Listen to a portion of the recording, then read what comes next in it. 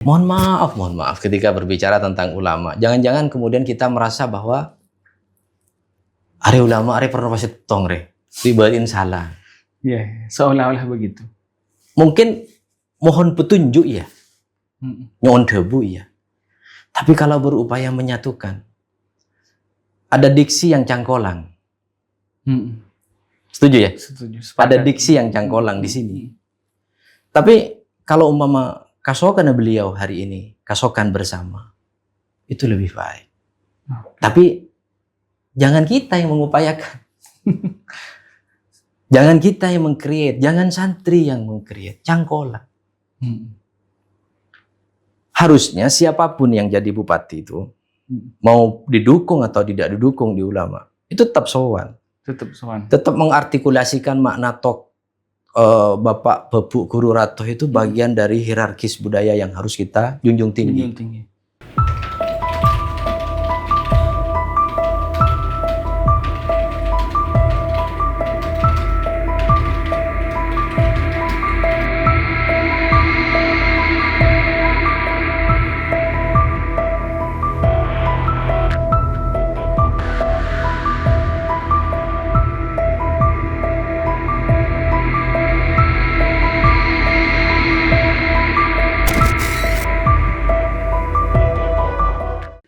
Assalamualaikum warahmatullahi wabarakatuh. Tretaan Klik Madura kembali lagi dalam program Catatan Pena. Kali ini saya akan membahas kembali tentang politik di Kabupaten Pamekasan menjelang Pilkada 2024. Sampai hari ini belum ada satupun partai politik atau bahkan bakal calon yang kemudian mendeklarasikan dia akan berpasangan dengan siapa. Kemudian dia diusung partai apa saja, artinya kondisi politik di Kabupaten Pamekasan ini masih dinamis, masih berjalan, apapun masih bisa terjadi sekalipun sebentar lagi pendaftaran akan dibuka.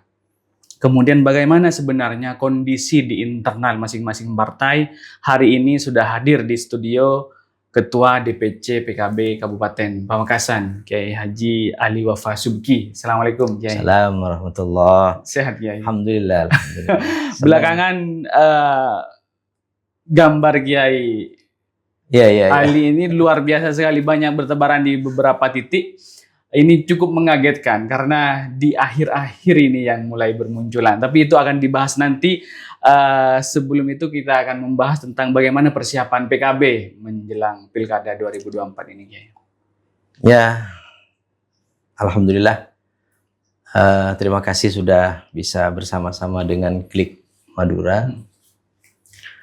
Senang rasanya bisa hari ini bisa bertemu, bersilaturahmi. Mudah-mudahan perbincangan kita ini ada manfaatnya. Amin. Ada sesuatu yang bisa dijelaskan pada masyarakat.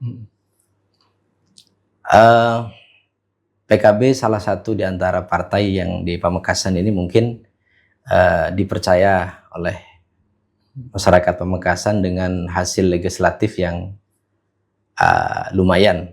Ada 7 kursi. 7 kursi. Jadi kita hari ini kita tahun lalu kita 7. Hari ini alhamdulillah masih bertahan di angka 7. Alhamdulillah. Terima kasih masyarakat Pamekasan masih memberikan kepercayaan itu pada kami. Nah, karena hari ini ada 3 yang 7, itu ada Partai Demokrat, P3 dan PKB.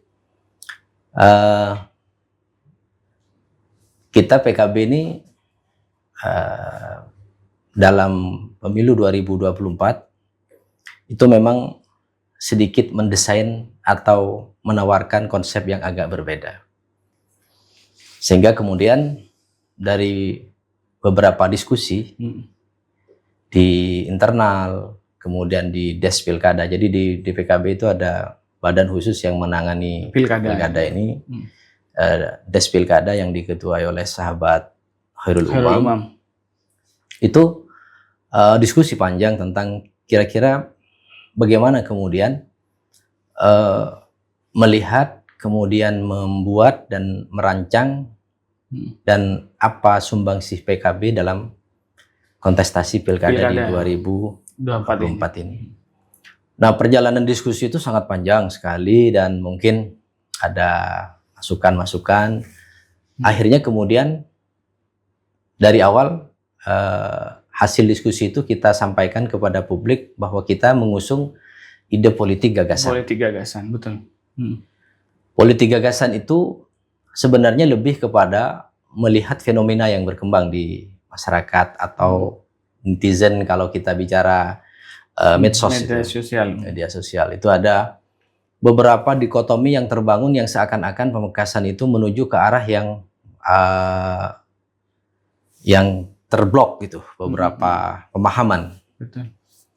Di antaranya adalah selatan utara. Betul. Jadi itu seakan-akan ada pemahaman yang seringkali muncul di perbincangan itu bahwa ada perwakilan dari selatan dan utara. Betul. Kemudian akhir-akhir ini melihat fenomena para calon yang muncul orang putra daerah dan bukan putra daerah. Bukan putra daerah, betul. Kemudian ada lagi yang muncul yang muda dan yang tua. Betul. Nah, beberapa pemahaman atau pendapat yang seringkali muncul itu kemudian direduksi oleh teman-teman, didiskusikan oleh teman-teman, dimasukkan dalam kira-kira kita ini semua bisa ketemu di mana untuk itu. Ketemunya mau kalau pinjam istilah klik Madura, klik Pamekasannya itu di mana? Iya. Jadi ketemunya itu dari semua kemungkinan utara, selatan, tua, muda, putra daerah dan atau bukan, atau mungkin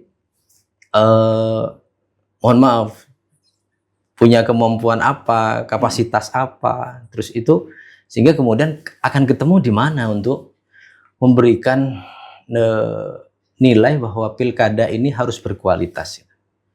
Sehingga kemudian tidak ada sentimen-sentimen yang dikotomis itu. Betul, gitu. Betul. Dan ditawarkanlah kemudian di DAS itu pembahasan tentang politik gagasan. Sehingga kemudian kita menggagas ada talk show dengan media waktu itu, dengan akademisi waktu itu. Kita coba menyerap ya, ambil informasi, kita diskusi juga dengan beberapa tokoh, sehingga kemudian kita mencoba. Tetapi memang dari perjalanan politik gagasan ini tidak mulus. Politik yang kita sampaikan atau mungkin kita gagas itu tidak semulus yang kita harapkan. Ada perjalanan yang mungkin harus sinkron dengan DPP. Ada yang perjalanan yang harus sinkron dengan DPW, dengan fenomena-fenomena perkembangan di lokal Pamekasan sendiri. Sehingga keasikan kemudian menggagas politik, merancang, kemudian membuat teoritis secara bagaimana itu politik gagasan. Tiba-tiba tahapan itu sudah jalan. Betul. Tahapan jalan, kemudian mepetnya waktu, yang semula talk show itu kita gagas sampai minimal 5 kali. Kemudian setelah itu ada FGD untuk mereduksi hasil-hasil itu semua, kemudian kita FGD-kan, kemudian kita sarikan dan kita munculkan. Akhirnya tiba-tiba tahapan di pemilu itu kan kalau di partai itu kan mestinya mendahului tahapan di KPU penyaringannya. Penjaringannya. Hingga kemudian DPP melalui Des Pilkada itu kirim surat ke kita untuk segera kemudian membuat Des Pilkada, dan kemudian ada surat tugas yang diberikan. Sementara di kita ini masih berjalan. Proses menyerap ini aspirasi dan sebagainya. Ya.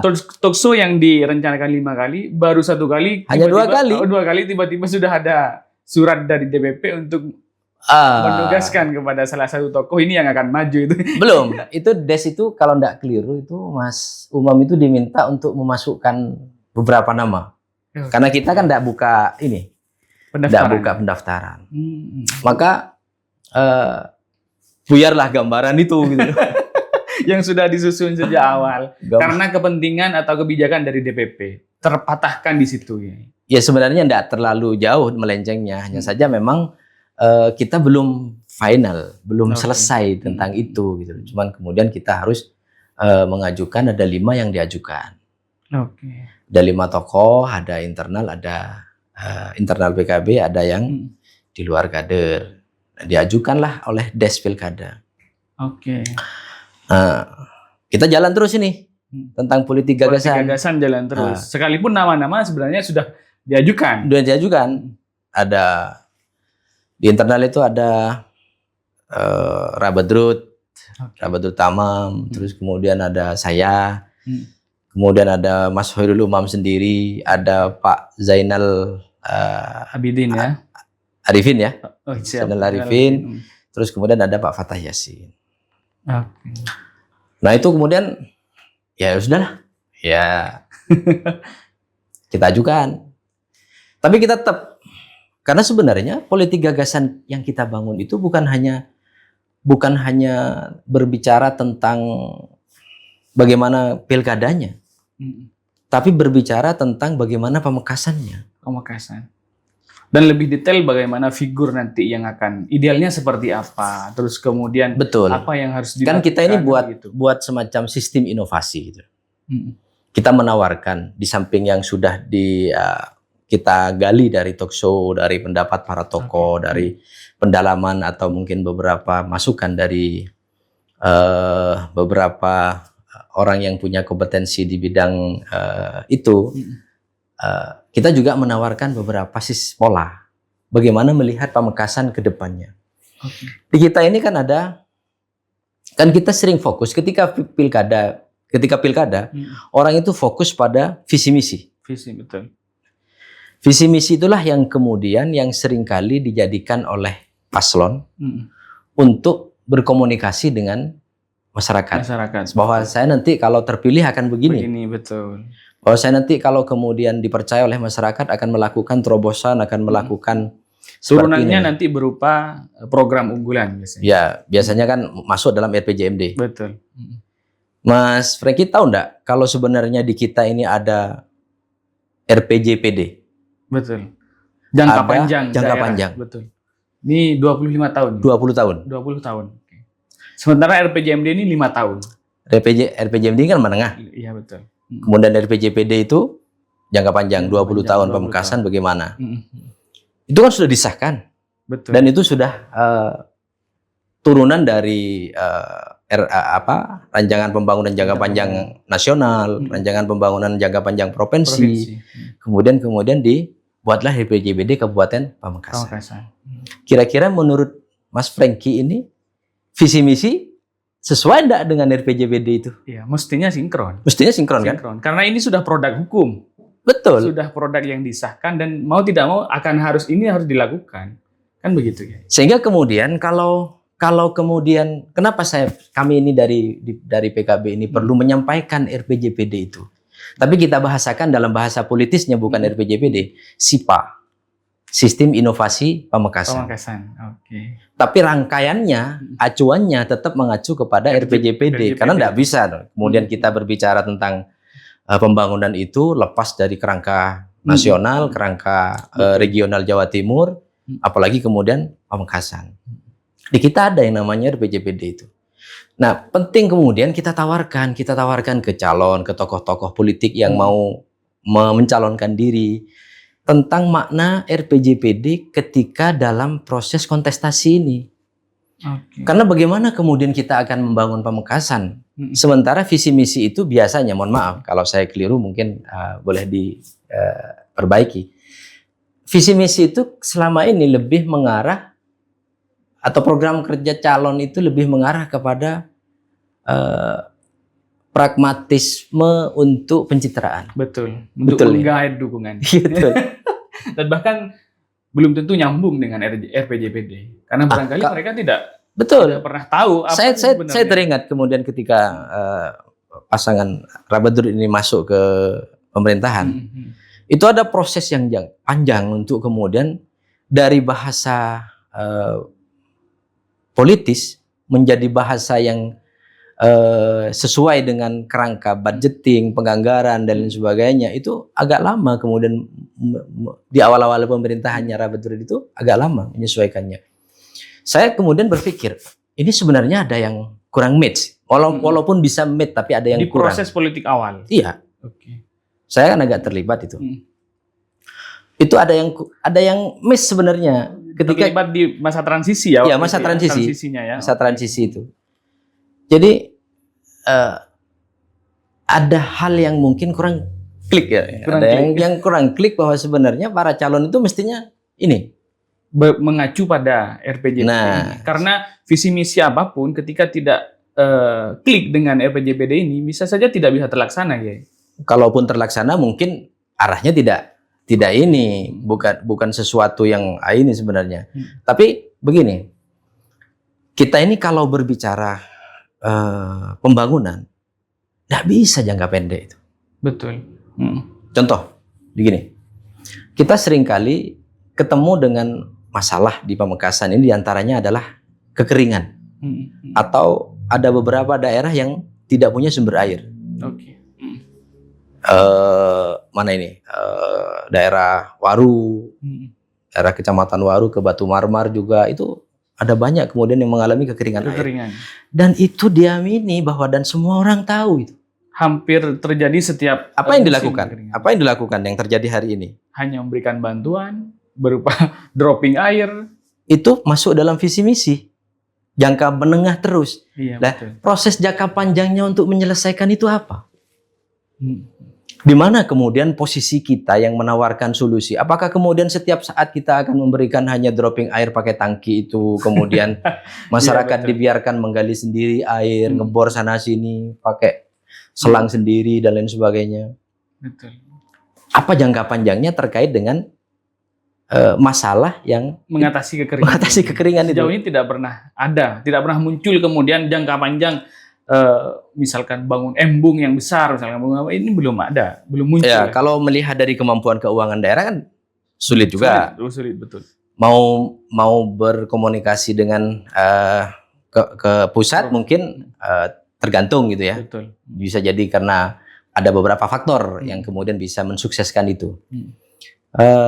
Tapi yang jelas bahwa kita bisa sebenarnya men-create itu menggunakan anggaran APBD. Tapi jangka panjang, bisa jadi itu ada hal yang mungkin bisa dilakukan dalam perspektif 5 tahunan, tapi terbatas sampai di sini tahun ini, tahun ini sampai di sini, tahun ini sampai di sini. Mas Franky tahu enggak? Sebenarnya posisi air yang kita miliki di Pamekasan itu datarannya dataran tinggi. Dataran tinggi, betul. Dan mudah sekali untuk bisa dialirkan ke dataran rendah. Dataran rendah. Buktinya ketika musim penghujan kan yang banjir di wilayah perkotaan sebenarnya kiriman dari daerah-daerah yang dataran tinggi kan begitu ya. Ya, saya kecil itu sering bermain di daerah Kelompang, Kelompang Timur, Kelompang Barat itu sampai ke Vicorong itu. Kalau jenengan tahu, itu ada pipa besar. Pipa besar sekali itu. Dari besi. Itu kira-kira mungkin saya tanya-tanya itu mungkin dulu ceritanya zaman Belanda. Oke. Belum tahu kan? Belum. Ini putra daerah ini. Pak Ali ini putra daerah. Jadi meskipun konteksnya bukan berbicara putra daerah dan bukan putra daerah, tapi penting disampaikan bahwa Ali ini putra daerah. Tapi kan begini, itu kan ada pipa besar. Saya tanya-tanya warga sekitar, ini pipa untuk apa? Ini pipa dulu dibangun untuk mengairi beberapa kepentingan bahkan sampai ke Sumeneb. Coba sekarang masih bisa dilihat itu sisa-sisanya itu. Ada panjang pipa itu besar sekali. Besar ya. Dia saya tidak tahu diameternya berapa, tapi besar sekali. Kalau Mas Franky bisa masuk mungkin. Besar sekali berarti. Besar. Dan itu masih ada sisa-sisanya sampai sekarang. Okay. Nah, kalau dulu saja sudah ada rancangan seperti itu, misalkan gini, kita kan orang yang berandai-andai, bermimpi gitu ya. Iya.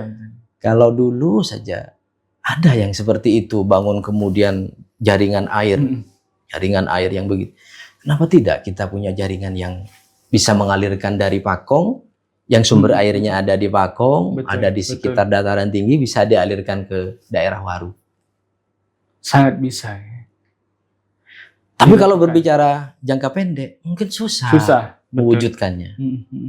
Karena program-program calon ini orientasinya 5 tahunan. Nah, inilah yang saya maksud bahwa kita harus punya juga program yang jangka panjang, yang prosesnya itu melalui proses jangka menengah yang 5 tahunan itu dimasukkan melalui visi misi. Saya sebenarnya dari awal itu tidak kalau sekarang Mas Franky lihat gambar itu ya.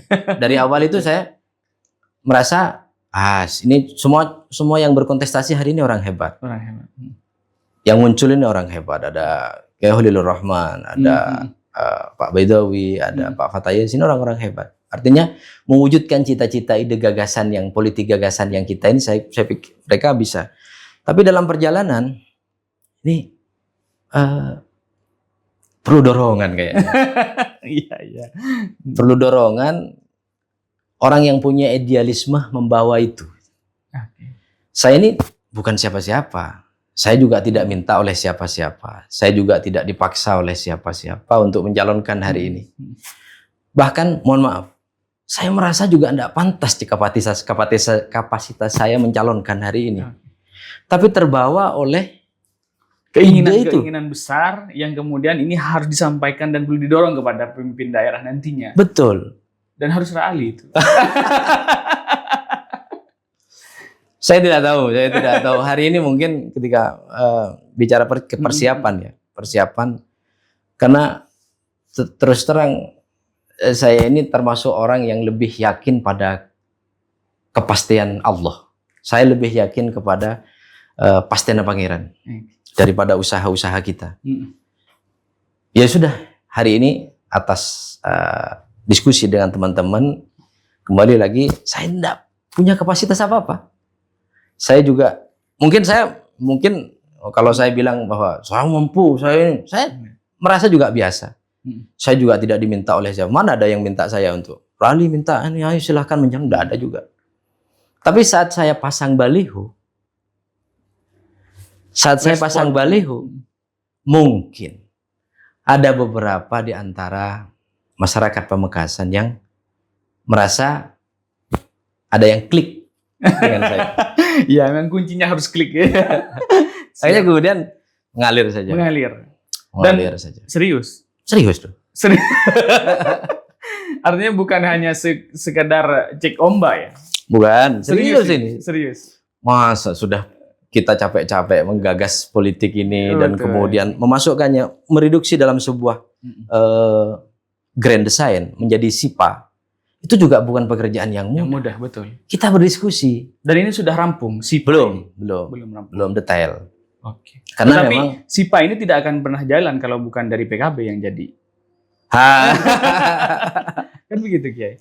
Jadi garis besarnya SIPA itu kerangkanya tetap mengacu kepada RPJPD. RPJPD yang dimiliki oleh Kabupaten Pamekasan 25 tahun 2025 sampai 2045 ya. Jadi kerangkanya itu kemudian itu kan dari proses itu semua kita kan tidak lepas dari bagaimana pembahasan rancangan pembangunan jangka panjang nasional. Betul. Kemudian hasil perkembangan daerah mengenai laporan statistik kita, mengenai indeks IPM kita, kemudian beberapa perkembangan masyarakat kita ini, itu kan harus sinkron juga. Maka kemudian SIPA itu belum clear karena ada beberapa, diskusinya masih jalan. Cuman kita punya ide desain bahwa mestinya siapapun bupatinya, siapapun pemimpinnya, itu harus tahu grand design ini. Karena kemudian semacam blueprint lah. Betul. Bagaimana Pamekasan ini 20 tahun ke depan. Dan di mana itu? Di RPJPD. RPJPD jawabannya. Itu produk undang-undang. Betul. Dan harus dijalankan itu. Karena sinkron antara pusat sampai daerah. Betul. Kemudian ketika calon mengusung visi misi yang kemudian tidak mengacu pada RPJPD, maka realisasinya juga tidak akan pernah maksimal. Betul. Karena tidak punya cantolan di atasnya, kan begitu ya. Kan ada orang yang berpikiran begini, ngapain kita bahas politik gagasan? Kalau mau mencalonkan bupati ya pastilah punya visi misi. Punya gagasan. Betul. Punya rancangan mimpi kira-kira Pamekasan ke depan seperti apa. Cuman begini, kita ini kan saya diskusi di awal itu ada yang kurang klik gitu ya. Ada yang kurang klik karena kemudian visi misi, kemudian program kerja itu lebih konsumsinya pada pencitraan, mencari dukungan. Betul. Sehingga kita anak muda yang mencoba memberi sumbangan pemikiran. Ayolah kemudian, ayo kita ini ada hal yang mungkin belum klik. Oh. Apa ini? Kita punya gagasan ini. Sebenarnya di politik gagasan itu bukan hanya tentang konsep pilkada yang bagaimana, tapi bagaimana proses mulai dari proses memilih pemimpin ini sampai kemudian menjatuhkan pilihan visi misi, kemudian yang berakhir dengan atau kemudian direduksi dalam RPJMD, itu harus klik dong dengan. Betul. Nah, sehingga kemudian pembangunan Pamekasan ini tidak terputus. Contoh hari ini, pembangunan atau program-program yang dilakukan oleh masa kepemimpinan Rabadur Tamam, betul. dengan alokasi anggaran yang begitu besar, bisa jadi tidak berjalan pada pemimpin berikutnya. Betul. Sehingga kemudian apa yang kemudian dilakukan ini terus begini setiap 5 tahun.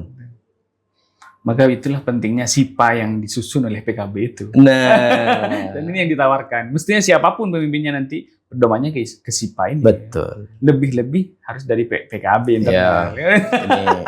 Seperti yang kita ketahui ya, bahwa beberapa waktu lalu PKB sudah mengeluarkan rekomendasi apa surat tugas itu, Pak? Surat tugas. Surat tugas. Ya. Belum rekomendasi ya. Belum. Artinya itu bisa berubah. DPP ranahnya itu. Tetapi kemungkinannya bisa berubah selama belum rekomendasi. Biasanya begitu. Jadi ada tahapan sih, hampir semua partai itu punya tahapan proses rekomendasi itu.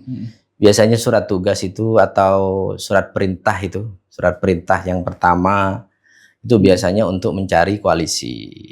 Oke. Surat perintah yang kedua itu mencari pasangan. Ada posisinya apa? Mau di M1 atau di M2?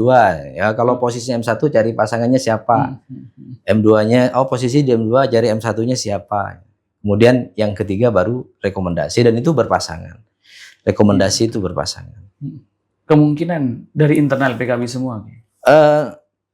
Saya tidak karena itu ranahnya DPP. Ranahnya DPP. Kalau saya berkomentar mungkin khawatir ada miss ya. Saya di sini ada Rabadur Tamam, sama-sama juga menerima surat tugas juga. Sama-sama surat. Jadi saya menerima surat tugas Pak Fatah Yasin. Artinya bukan hanya satu Pak Fatah Yasin ya? Jadi yang didaftarkan oleh DES itu semuanya itu menerima. Hanya Pak Zainal mungkin ada, dengan Mas Umam mungkin yang enggak. Hanya 3 orang mendapat surat tugas. Jadi DES itu, ini kan kalau keliru, kalau umpama saya hari ini pasang banner, pasang baliho, sementara tidak mendaftarkan diri DPKB, kan keliru. Betul. Saya bisa digugat oleh semua orang. Tidak didaftarkan. Betul. DES tidak mendaftarkan. Tidak mengusulkan. Betul. Kan keliru itu. Mana kemudian cantolan hukum saya, walaupun itu ranahnya DPP, internal partai. Betul. Nah, cuman saya tidak berani komentar itu, karena kalau ya kita pasrahkanlah ke DPP. Saya baik dengan Pak Fatah Yasin, saya baik dengan Rabadur Tamam. Kita ini semua ingin berbuat untuk Kabupaten Pamekasan. Siapapun yang ditunjuk oleh DPP, kita sami'na wa ta'na. Tetapi kemudian Pak Ali dengan percaya diri dan keseriusannya untuk maju di pilkada, artinya kemungkinan dan peluang besar mendapatkan rekomendasi dari DPP juga masih berpeluang, kan begitu? Masih berpeluang. Ya, hari ini tentunya kan DPP itu melalui DPP punya tim survei juga. Ada tim yang ditugaskan untuk mensurvei internal. Kira-kira seperti apa. Kemudian saya berjalan pun hari ini bukan tanpa sepengetahuan pimpinan. DPP, betul. Soalnya memang saya ini termasuk orang yang tidak begitu agresif. Ya. Juga tidak reaktif juga. Saya menempatkan diri saya ini orang biasa lah ya. Semua berusaha untuk menjadi orang baik. Saya juga ingin jadi orang baik. Artinya kalaupun nanti jatuhnya rekom itu pada siapa, itu kita harus baik-baik saja. Oke. Karena di internal masih. Iya. Seperti yang kita ketahui, PKB ini mendapatkan 7 kursi. Artinya tidak bisa mengusung sendirian. Betul. Perlu koalisi. Iya. Apakah memungkinkan kemudian nanti yang diusung itu dari internal PKB semua? katakanlah 3 orang ini kan diusulkan oleh Des Pilkada PKB. Kemudian Rabat utama misalkan berpasangan dengan Ra'ali misalkan, atau Ra'ali berpasangan dengan Pak Fattah Yasin, memungkinkan tidak seperti itu. Sementara PKB ini kan tidak bisa mengusung sendiri, harus berkoalisi. Tentunya partai koalisi ini kan harus ada deal-deal dong. Oh, saya di nomor 2, bolehlah kita koalisi, tapi saya di nomor 2 misalnya begitu. Gimana Ki? Saya kira kembali ke ini, pastinya melihat survei. Kalau komunikasi dengan partai-partai, saya pribadi itu komunikasi dengan partai-partai itu jalan, artinya baik. Dengan beberapa partai politik saya komunikasi, bicara tentang kemungkinan-kemungkinan. Tapi kemungkinan-kemungkinan itu hari ini memang ketika bicara Pamekasan itu kan dinamis sekali. Dinamis, sangat dinamis sekali. Artinya perubahan pemikiran, perubahan diskusi itu bisa jadi sangat cepat sekali. Sehingga kita tidak bisa berandai-andai. Apakah kemudian internal PKB semuanya atau bisa menggunakan orang lain, berkoalisi kemudian M1-nya dari kita atau M2-nya dari kita atau sebaliknya dengan partai lain. Itu kita tidak bisa berandai-andai. Yang penting ketika hari ini kalau umpama ditanya tentang gimana PKB, saya mengarahkan untuk tanya ke Des Pilkada, karena yang menangani penuh pilkada itu Des. Nah, ketika ditanya saya pribadi gimana, ya sudah saya jalan. Maka kapasitasnya sebagai calon kandidat, kandidat calon bupati atau wakil bupati kayaknya. Bupati lah pasti. Tapi begini, kira-kira menurut Mas Franky untuk mengusung ide politik gagasan itu harus bupati. Harus bupati. Kira-kira begitu. Betul. Karena tidak ada keputusan wakil bupati. Pasti keputusan bupati. Mudah-mudahan. Amin. Siap secara lahir maupun batin. Saya tanya orang tua. Saya. Jadi awal saya itu setelah diskusi dengan teman-teman Des, saya pamit ke orang tua saya. Ibu saya masih ada. Karena saya ini tergantung sama orang tua saya. Jangankan melangkah yang besar seperti ini, yang penuh risiko. Ya benar, ada risikonya besar. Besar sekali. Taruhannya besar. Saya jalan keluar kota saja, saya tidak bisa kalau tidak pamit orang tua. Yang jauh dari Pamekasan, saya berani kembali kalau telepon tidak diangkat. Orang tua bagi saya adalah segala sesuatu. Maka ketika saya tanya, Mator, Abdina hari ini ikhtiar untuk maju bupati atau berkontestasi di Pilkada Kabupaten Pamekasan. Mana biajunan menyetujui, siap, mana biajunan punten-punten. Apa yang beliau sampaikan? Bahasa Indonesianya begini. Ini bukan ranah setuju atau tidak setuju. Ini ranah perjuangan dan pengabdian. Tergantung kalau kamu merasa mampu, ya toren sengkok bunga. Tapi mohon merasa tak mampu, lah sengkok pada bunga. Artinya jadi saya hari ini itu like bunga mas orang tua. Tapi andaikan saya merasa mampu dalam memimpin Pamekasan, ya toren sengkok bunga. Artinya bukan masalah setuju tidak setuju beliau itu, karena ini ranahnya perjuangan, ranahnya pengabdian, ranahnya bisa jadi hampir semua orang siapapun punya potensi untuk berjuang, punya potensi untuk mengabdi. Maka ketika melihat Ra'ali sendiri punya kemampuan dan kemudian siap untuk menjadi pemimpin, maka itu adalah restu dari orang tua. Nah, saya kemudian mencoba berpikir karena dipasrahkan kembali ke saya. Saya merenung panjang sekali, kira-kira saya ini di antara orang yang berkontestasi hari ini, para senior kita ini, ya Walilur Rahman, ya ada Pak Fattah Yasin, atau mungkin Pak Ahmad Baidawi. Saya ini apa hari ini? Pengalaman apa saya? Saya selama ini background saya ini hanya selalu berada di kalau boleh dibilang pendampingan. Saya di Malang mulai dari kuliah S1 sampai selesainya S2.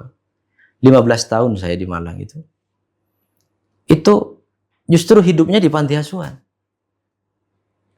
Saya setiap hari pekerjaannya mengantarkan anak-anak sekolah.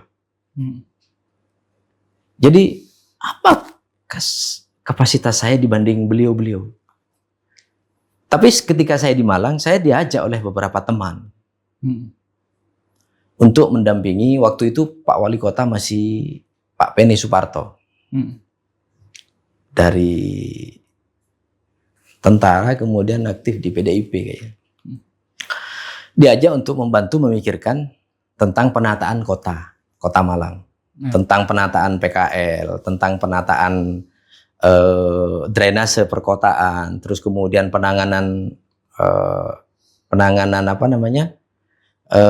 masalah-masalah sosial di kota, gelandangan, pengemis dan sebagainya. Saya terlibat, saya diajak berpikir.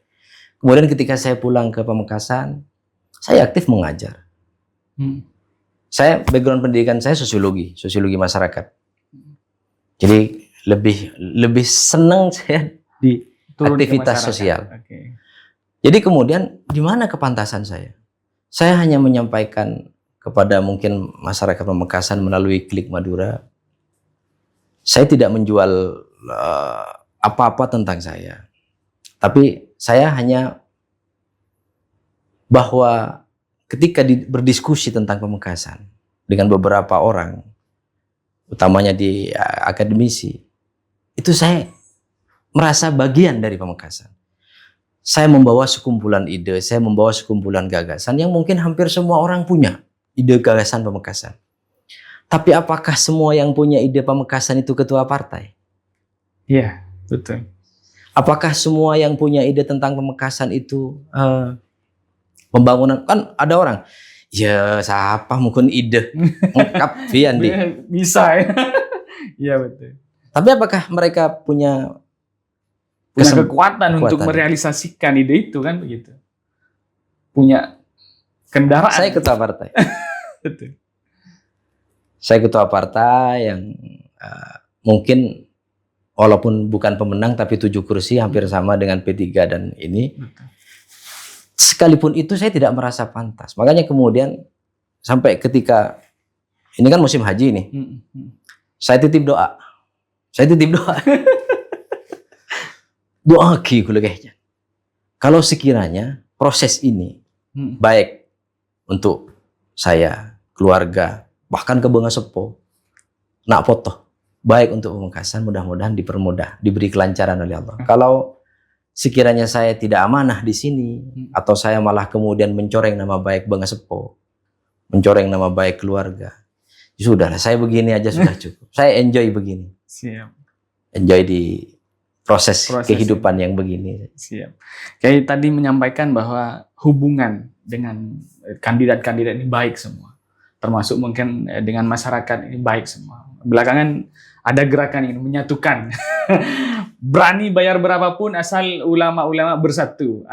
Yang penting para kiai bersatu. Artinya tidak ada perpecahan dan segala macam. Benarkah politik atau pilkadanya akan menimbulkan perpecahan menurut kiai? Saya kalau ketika bicara ulama, saya harus merubah posisi duduk. Betul, karena bagian dari ulama. Bukan bagian. Saya ini santri saya. Siap. Sampai kapanpun saya santri. Kenapa saya harus merubah posisi ulama? Posisi duduk ketika bicara ulama. Saya ini termasuk yang memegang kultur. Budaya kita ini kan ada Bapak Bepu, Guru Rato. Artinya ulama kita ini adalah posisinya, derajatnya tinggi. Ulama kita ini adalah orang yang mungkin kedekatan dengan Allah lebih dari kita. Artinya kalau memutuskan, ya biasanya kan kita aja habis segelu ke kiai, nyona debu. Ada semacam bahwa kita ini ketika memutuskan sesuatu itu memang butuh bimbingan butuh petunjuk pada kiai. Saya sepakat seandainya itu ide mohon petunjuk bukan menyatukan. Bukan menyatukan ya. Mohon maaf. Kalau menyatukan itu, jangan-jangan kita beranggapan selama ini tidak bersatu. Betul. Mohon maaf ketika berbicara tentang ulama. Jangan-jangan kemudian kita merasa bahwa are ulama, are pernah pasti tongre, dibatin salah. Ya, seolah-olah begitu. Mungkin mohon petunjuk ya, nyon debu ya. Tapi kalau berupaya menyatukan, ada diksi yang cangkolang. Setuju ya? Setuju. Ada diksi yang cangkolang di sini. Tapi kalau umpama kasokan beliau hari ini, kasokan bersama, itu lebih baik. Tapi jangan kita yang mengupayakan. Jangan kita yang meng-create, jangan santri yang meng-create, cangkolang. Harusnya siapapun yang jadi bupati itu, mau didukung atau tidak didukung di ulama, itu tetap sowan. Tetap mengartikulasikan makna Bapak Babu Guru Ratoh itu bagian dari hierarkis budaya yang harus kita junjung tinggi. Siapapun yang jadi, mau didukung atau tidak didukung, mau kemudian bagian dari tim sukses atau tidak, itu harus dan guru mendukung calon-calon tertentu itu bukan berarti berpecah belah. Betul. Bukan berarti terjadi perpecahan yang kemudian harus disatukan. Jadi kan tahu enggak kalau penelitian tesis saya itu tentang ulama berpolitik. S2 saya itu tentang sosiologi masyarakat Islam. Dan penelitian saya adalah tentang ulama yang berpolitik. Tahun 2004. Jadi 2004 itu berada di sebuah fenomena yang luar biasa mengartikulasikan makna. Judul saya itu delegitimasi ulama. Mohon maaf, saya tidak berani komentar panjang tentang kaitannya tentang ulama ya. Karena di politik saya pribadi, kita harus menjaga citra para ulama kita. Sehingga kemudian mending kita mengubah makna atau diksi yang kita bangun itu nyon debu. Bukan menyatukan. Canggolang rasanya. Iya. Jangan sampai kita berpikir bahwa ulama sedang tidak baik-baik saja. Sedang pecah belah, kemudian perlu disatukan. Apakah fenomena kalau kemudian mereka beliau para ulama itu tidak bersama itu sebuah perpecahan? Dan tidak juga. Di keluarga para kiai itu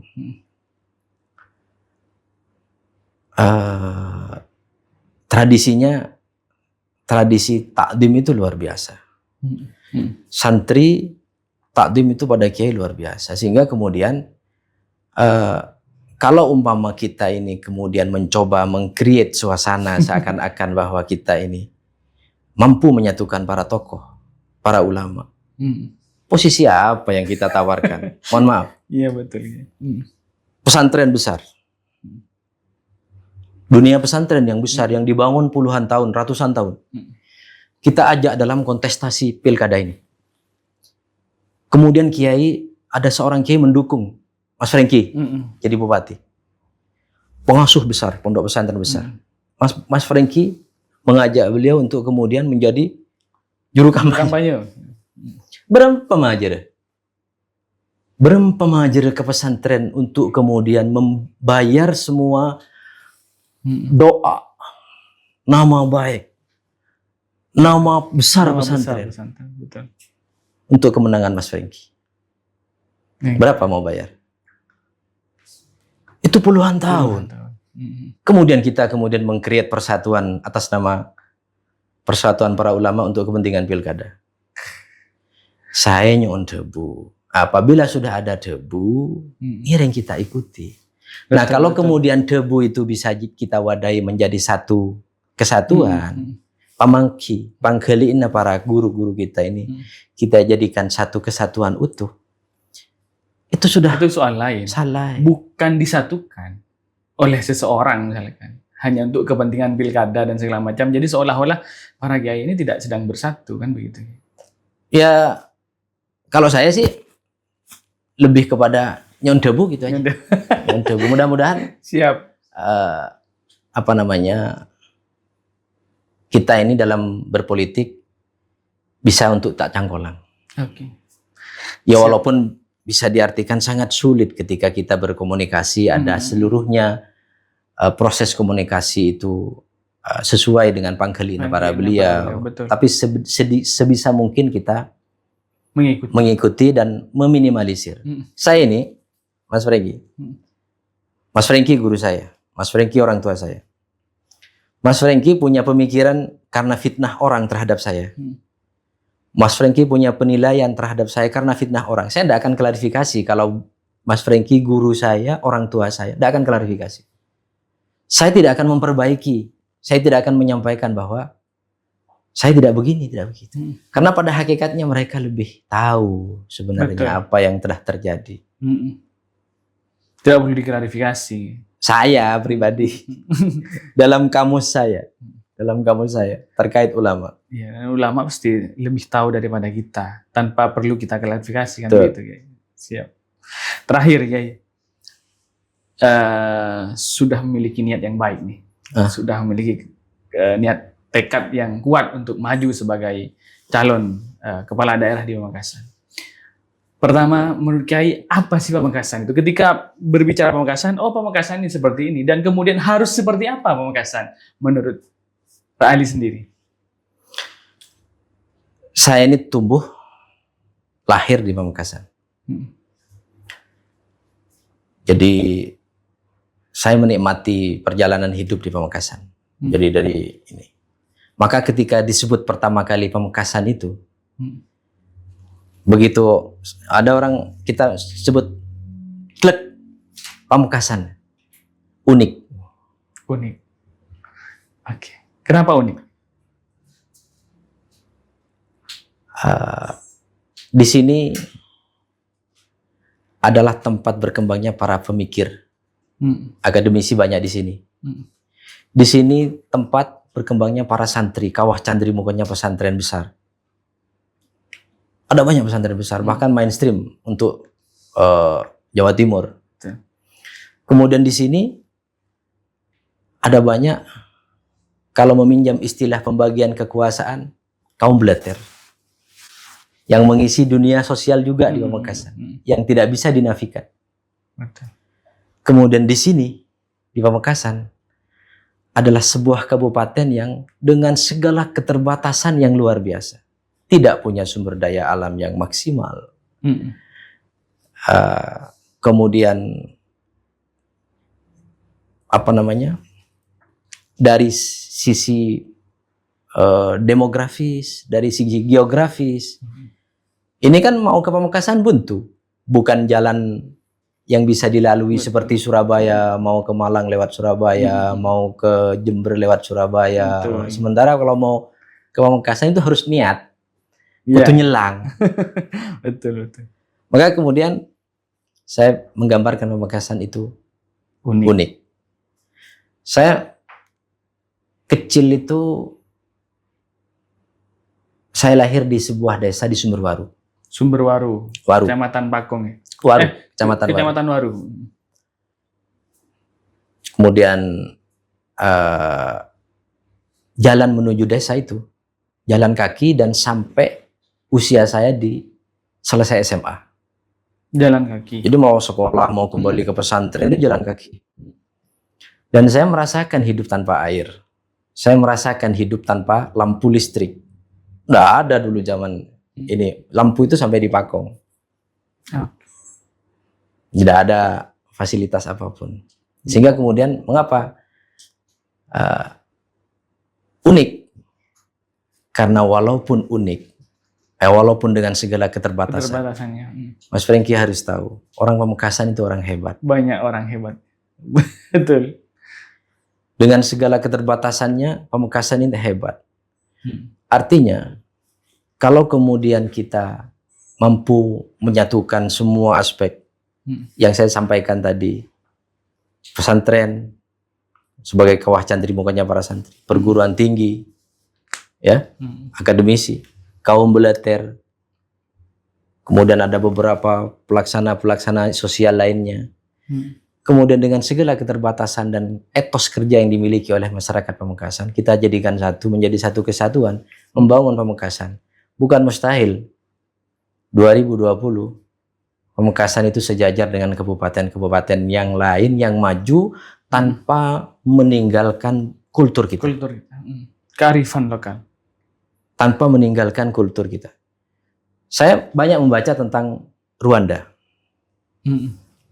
Kita masih melekat ingatan Rwanda itu negara kecil di Afrika yang bekas jajahan yang berpisah, kemudian bersama Burundi. Itu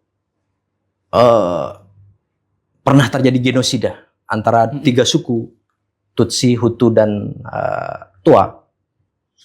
Saya mengikuti perkembangan pemikiran pembangunan Rwanda. Hari ini, Mas Franky coba browsing. Rwanda hari ini adalah menjadi Singapura Eropa. Betul. Dan itu, saya baca itu. Bukan tidak mungkin itu dilakukan di Pamekasan.